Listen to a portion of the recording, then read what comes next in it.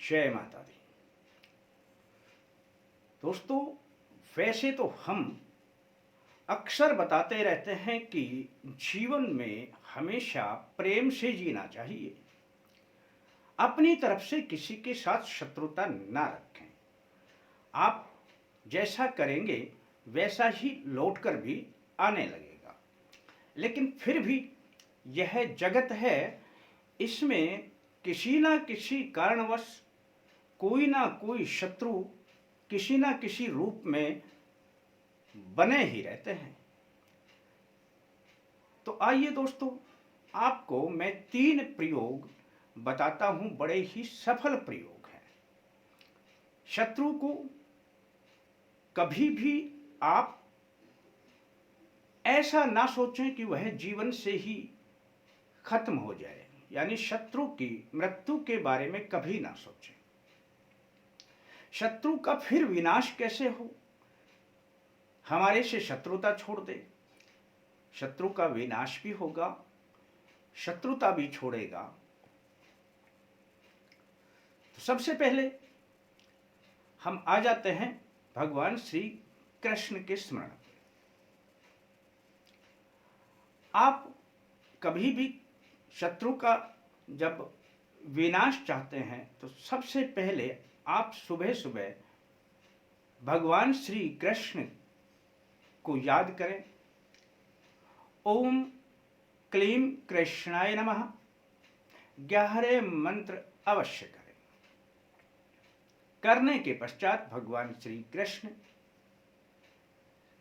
से यही मांगे कि हे प्रभु, मेरे यह शत्रु मेरे जीवन से चले जाएं, हट जाएं। बस इतना ही सोच लेना, इतना आपके लिए काफी है। ये नित्य का प्रयोग करना है। ये प्रयोग नंबर 1 है। प्रयोग नंबर 2, दोस्तों, जब अभिमन्यु का वध हो जाता है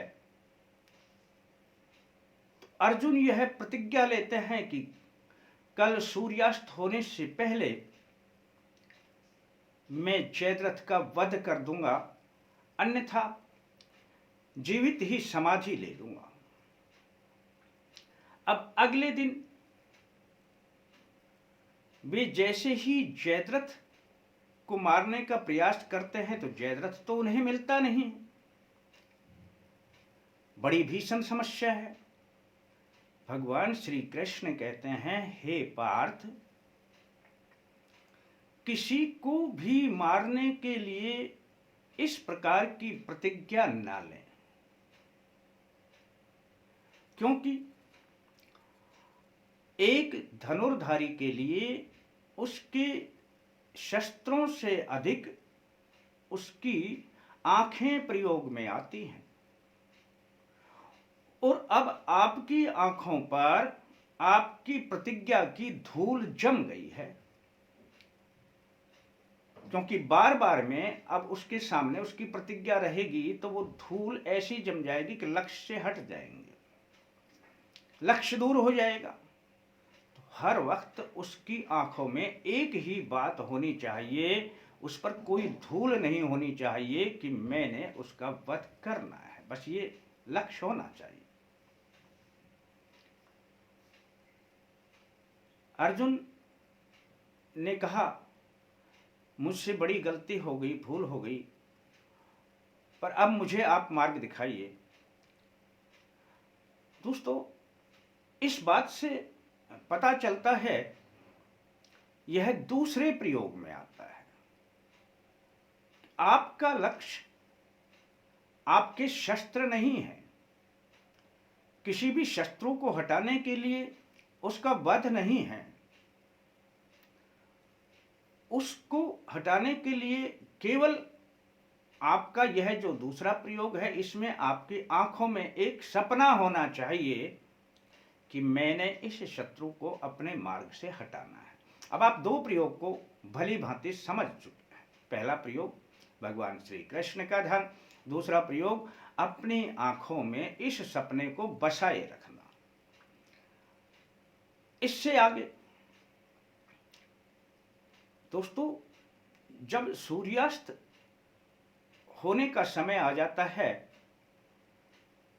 तब तक जयद्रथ सामने नहीं आता है और भगवान श्री कृष्ण ने फिर अपनी लीला के द्वारा सूर्य पर इस प्रकार के काले रंग के बादल उमड़ करके चढ़ा दिए कि ऐसा लगा कि जैसे सूर्यास्त हो गया। तुरंत जयद्रथ सामने आया और उससे स्मरण कराया कि अब अपनी चिता की तैयारी करें अर्जुन, सूर्यास्त हो चुका है। अर्जुन ने हथियार डाल दिए, अपनी चिता के लिए आगे बढ़ने लगा। तभी भगवान श्री कृष्ण ने अपनी माया के द्वारा उन बादलों को हटाया और सूर्य दिखाई देने लगा। भगवान श्री कृष्ण बोले, हे पार्थ, क्या देख रहे हो? सूर्य भी सामने है और जयद्रथ भी सामने है, वध कीजिए, देरी क्या? अर्जुन तुरंत धनुष बाण निकालते हैं और उनके सर को कलम कर देते हैं। तीसरे प्रयोग में आता है शाम दाम दंड भेद। किसी भी प्रकार की नीति अपनाएं, इसमें छल की नीति दिखाई गई है। आप किसी भी प्रकार की नीति अपनाएं, दोस्त के नहीं, शत्रु के, आप जो भी व्यापार है, जहां से उनको मान सम्मान मिलता है, जहां से उसकी उन्नति होती है, आप उन मार्गों पर अपनी नजर रखें।